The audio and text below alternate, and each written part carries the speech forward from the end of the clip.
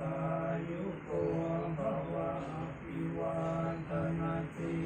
ริสนิจังวุฒาปจายโนจันตารโล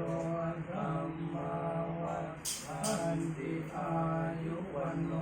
สุขังภลังขอให้บุญรักษาให้คุณพระคุ้มครองขอให้คุณโยมและทุกคนในครอบครัวจงมีแต่ความสุขความเจริญให้แข็งแรงให้ร่ำรวยได้เป็นเศรษฐีผู้ใจบุญทั้งคุณพระพุทธศาสนา